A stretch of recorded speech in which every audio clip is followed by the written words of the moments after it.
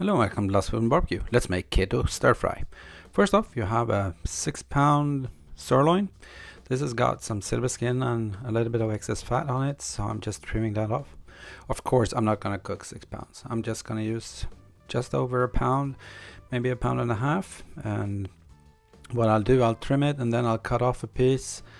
So I'm just measuring out a quarter of it and putting that in the freezer. The rest I'm cutting into small steaks that I'm going to be using for fajitas and stuff.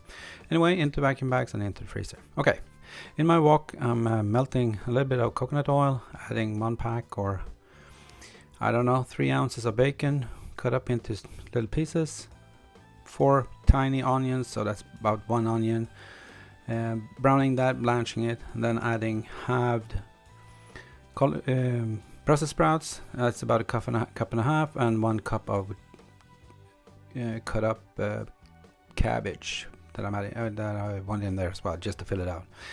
And then after having the meat in the freezer for about 20 minutes, it's a little bit firmer, so it's easier to cut into thin strips, seasoning it with salt and garlic pepper, and then frying that by itself in the pan. I just removed the other stuff and kept it warm, or I kept it in the bowl with a lid on anyway. So browning the meat, not much more, and then adding back the vegetables once the meat is done.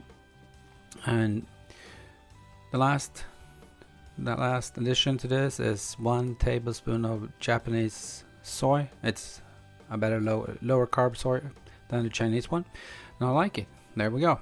Okay, plating, and then time for a taste test.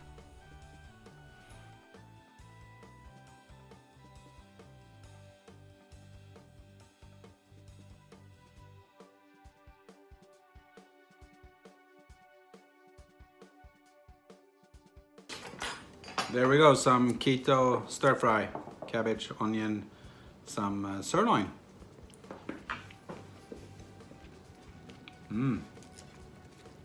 That's really good. Brussels sprouts are good for you, I'm sure. At least when you're on keto, or all the time.